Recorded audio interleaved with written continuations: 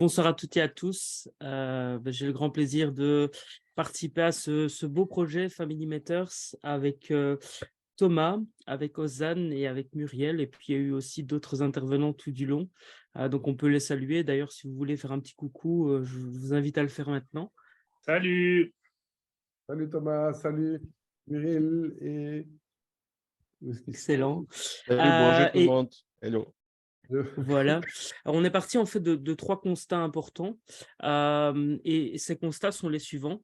Donc, premièrement, l'individu est le point de départ des îlots de régénération en fait. Parce qu'ici, nous sommes occupés tous ensemble à créer des îlots de régénération. Cependant, au centre de ces îlots, il y a l'individu. Deuxième chose, on part du principe aussi que les groupes sont plus efficaces si des individus sont outillés pour être en paix avec eux-mêmes et aussi être en paix avec les autres. Et changer le monde commence par changer la mentalité des individus. C'est vraiment, en tout cas, c'est vraiment à partir de ces constats qu'on a décidé de créer ce projet, ou en tout cas de participer à ce projet Family Matters. Il y a une phrase qui nous a été partagée par Ozan que j'avais envie de vous partager parce que pourquoi parler des familles? Parce qu'en fait, les familles sont un bon point de départ. Et cette phrase, pour moi, résume quand même pas mal les bonnes raisons de s'adresser aux familles. Donc, je vous la lis, hein. La souffrance continue dans les familles de génération en génération jusqu'à ce qu'une de ces générations décide de sortir du schéma et de guérir. Et lorsque vous entrez dans la douleur de la guérison, vous ne transmettez plus le gobelet du poison aux générations suivantes. C'est un travail extrêmement important et sacré. Vraiment, cette phrase, pour moi, quand Ozan l'a partagée, je trouve qu'elle résume tellement bien le projet et l'importance du projet. Comme le dit Michel, pour moi, ça devrait être international. Et d'ailleurs, vous le verrez qu'à la fin de la présentation, dans les soutiens, on est vraiment ouvert aussi à amener ce projet dans d'autres cultures parce que nous, on a une culture européenne pour la majorité dans le groupe. Donc, voilà, on aimerait confronter aussi ce projet à d'autres cultures pour enrichir le projet et pouvoir amener un outil qui peut aider aussi ailleurs qu'en Europe. Donc, la mission, c'est ramener la paix dans les familles.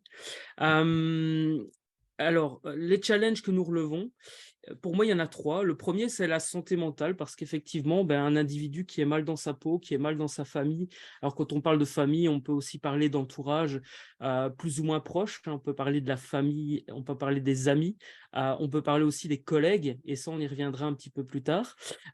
Si on est mal dans sa peau, ça peut jouer sur la santé mentale qui peut amener à de l'absentéisme, du burn-out, et ça augmente le chômage.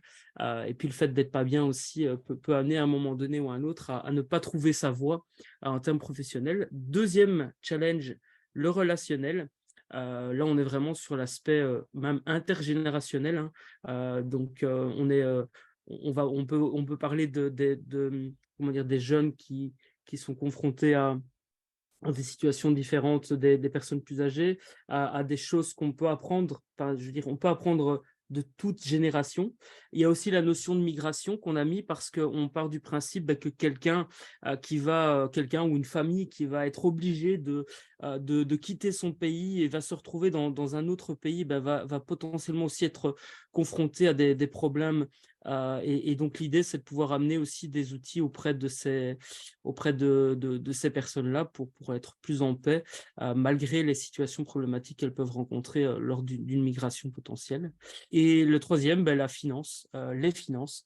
Quand on parle de famille et quand on voit qu'il y a des familles qui se distordent, qui se disputent, pour beaucoup, il y a beaucoup de fois où ça vient de ces notions d'argent au travers de l'héritage, par exemple. Et donc, la solution qu'on souhaite apporter, c'est un jeu qui invite à l'introspection pour amener plus de paix dans les familles et dans le relationnel de manière générale. Plusieurs idées de jeux, on a testé plusieurs choses aussi. Ce qui est intéressant, en tout cas, dans ces différents tests, c'est qu'à chaque fois, ça a amené des réflexions et des prises de conscience chez les joueurs. Et on a décidé avec le groupe de simplifier au maximum et de vous présenter voilà, un des jeux qui s'appelle Conseil de famille, qui vraiment va voilà, vous permettre de mieux comprendre l'intérêt de ce qu'on fait aujourd'hui. Et donc là, je vais passer la parole à Thomas pour une démonstration. Oui, je vais vous présenter ce jeu conseil de famille et on va y jouer aussi, comme ça vous allez comprendre. L'idée étant de réaliser un grand conseil de famille. Le jeu se joue entre 3 et 7 joueurs sur un plateau que vous voyez maintenant, qui est un plateau en forme qui a le symbole de l'infini. Et sur ce plateau vont s'installer les 7 mondes de la famille, ce qu'on a identifié comme les 7 grands chapitres importants qui régissent les relations entre les familles interfamiliales. Et si le plateau est en forme d'infini, c'est pour, vous le voyez, il y a une énergie qui circule entre ces différents mondes et c'est pour montrer que chaque monde a évidemment une influence sur les autres mondes. Alors les 7 mondes de la famille sont la Terre. On va du plus tangible à l'intangible. Très tangible, c'est la terre, c'est nos racines. Tangible également, c'est le matériel, c'est tout ce qui concerne l'argent. Et on sait à quel point l'argent peut créer des soucis dans les familles. La santé, qui a aussi un impact sur la famille. L'émotionnel, le relationnel, les talents et la contribution au bien commun. L'idée, ça se joue entre 3 et 7 joueurs et chaque joueur va à son tour présider un conseil de famille dans un monde en question et chaque monde donnera lieu à une situation qui donnera lieu, cette situation, à une discussion entre les différents joueurs et ce sera l'occasion de découvrir ce qui se passe dans les autres familles, ce qui se passe pour les autres et de peut-être en tirer de belles conclusions. Alors moi, ce que je vous propose, c'est de jouer. On va jouer avec David et Michel, si tu es d'accord. Voilà, alors on va jouer et moi, imaginons que je sois le premier joueur, on va dire que c'est le plus jeune qui joue, mais je ne suis pas le plus jeune, mais ce n'est pas grave, et je vais positionner mon pion sur le monde relationnel et je tire une carte et je découvre une situation. La situation est la suivante, je viens de recevoir de la part de mon père une lettre qui me dit à quel point il est fier de moi. Alors, est-ce que c'est quelque chose qui m'étonne? Je ne m'attendais pas du tout à ça, qui me fait plaisir, j'ai du mal à comprendre. Est-ce que ça m'inspire par rapport à mes propres enfants? Est-ce que c'est quelque chose qui a de l'importance pour moi? Je vais d'abord donner la parole à David. David, qu'est-ce que ça suscite chez toi, cette carte d'une lettre arrivée de ton père? Écoute, moi, j'ai jamais vécu la situation.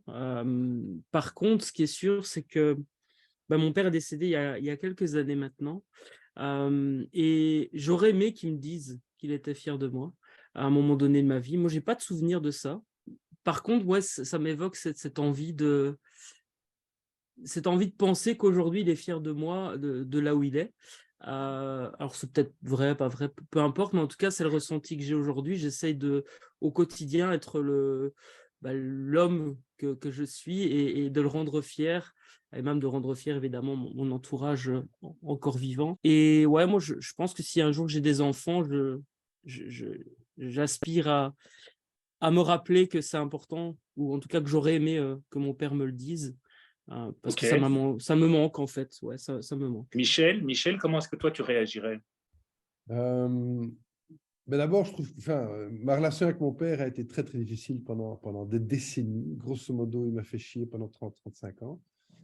Donc, il a fallu que j'écrive des livres, que je passe dans la presse, que je passe à la télé, pour que petit à petit, à l'arrache, ils me disent qu'ils soient fiers de moi. Je pense que c'est effectivement peut-être pour ça que j'ai été si loin dans mes névroses et dans mes réalisations. Donc effectivement, il m'a dit à un moment donné, à un âge avancé, qu'il était fier de moi. Il ne me l'a pas écrit, mais effectivement, quand il me l'a dit, ça a été très, très émotionnant pour moi. Oui. C'est très important. Moi aussi, j'ai reçu une lettre de mon père un jour et j'ai gardé cette lettre où il disait qu'il était fier de moi. Et je me suis rendu compte à quel point ça avait de l'importance, que c'était vraiment quelque chose de fondamental, même si on est un individu indépendant, qu'on grandit, qu'on est adulte, mais ça a évidemment de l'importance. Alors, le jeu va continuer comme ça. On sera peut-être 7 à échanger des expériences personnelles, à en tirer des conclusions. Et si, sur des sujets un peu plus touchy, comme l'argent, par exemple, ça commence à monter dans les tours, eh bien, on peut sortir une carte alchimie. Ça, c'est un petit joker qu'on va rajouter dans le jeu, une carte alchimie pour faire baisser la pression avec des exercices comme une méditation, comme une respiration.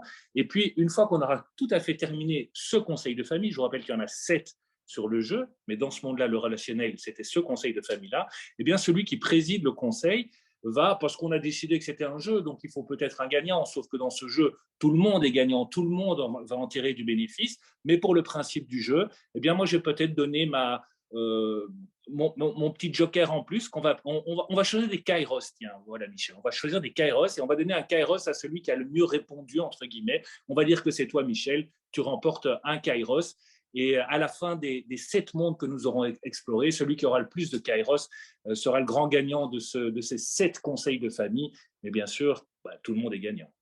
Oui, avec plaisir. Ben, merci. Ouais, donc évidemment, on peut pas, on pourra pas tous y jouer ce soir, mais par contre, si vous êtes intéressés, ben, évidemment, contactez-nous. On a déjà réfléchi aussi évidemment à des opportunités pour la suite, parce que l'idée, ben, c'est de faire grandir le projet et en fait, cette thématique de la famille touche des choses bien plus larges que la famille.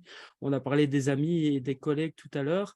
On a listé trois grandes opportunités, et il peut y en avoir d'autres, mais voici celles qu'on souhaite vous présenter. On a imaginé, en tout cas, moi, c'est quelque chose qui me tient à cœur, c'est d'amener aussi cette thématique au sein des entreprises, parce que en fait, une entreprise, c'est un peu comme une grande famille, et comme dans une famille, il peut y avoir des dissonances ou des désaccords, et c'est important de désamorcer celles-ci, et ce jeu peut aider à amener à la discussion. Il y a une autre opportunité, c'est de, pourquoi pas, transformer ou transposer ce jeu en outil pour professionnels de l'accompagnement. Donc là, on va voir après dans les demandes qu'on aurait, vous allez voir qu'il y a plusieurs types de profils de professionnels d'accompagnement qui pourraient potentiellement utiliser cet outil. Et puis, évidemment aussi, pourquoi pas proposer des formations ou des animations avec ce jeu pour amener la discussion là où elle ne se trouve pas ou elle ne se trouve plus. Donc voilà, ça c'est un peu les 3 grandes opportunités qu'on a repérées. Alors les appels à collaboration et soutien, il y en a plusieurs. Le premier, c'est si vous êtes intéressé ou que vous connaissez des gens dans votre entourage qui seraient intéressés de faire des tests du jeu. Nous, on est vraiment intéressés par ça parce que là, c'est un prototype. On l'a expérimenté à petite échelle avec, pour la majorité des personnes ici en Belgique et en France. Et donc, ce serait vraiment intéressant de pouvoir confronter ça à plein de gens, à plein de personnes qui seraient intéressées de tester le jeu et même, pourquoi pas, les versions de jeu qu'on a imaginées pour pouvoir ressortir des résultats, ou en tout cas des choses, pour voir si c'est bien équilibré, pour voir s'il peut y avoir des dérives. Deuxième chose, les entreprises ou associations que vous pourriez nous recommander qui seraient potentiellement un public intéressé par des tests ou pourquoi pas par la suite l'utilisation de ce type de jeu. Des professionnels de l'accompagnement qui seraient intéressés également. Donc là, on pense notamment à des coachs, des thérapeutes, des psychologues, ou aussi voilà, des plannings familiaux, des CPS, enfin tous ces endroits où l'individu, ou en tout cas où ce type de problématiques peuvent être rencontrées, où ce type de public peut se trouver. Sponsors qui souhaiteraient financer, pourquoi pas, les tests, et pourquoi pas produire aussi une version imprimée du jeu par la suite. En tout cas, on est ouvert aux échanges, aux collaborations, donc l'appel est lancé, et on vous laisse revenir vers nous si ça fait sens pour vous. Bravo les gars, génial. C'est un des projets les plus difficiles de toute cette session, et vous êtes arrivé à quelque chose de très concret. Félicitations.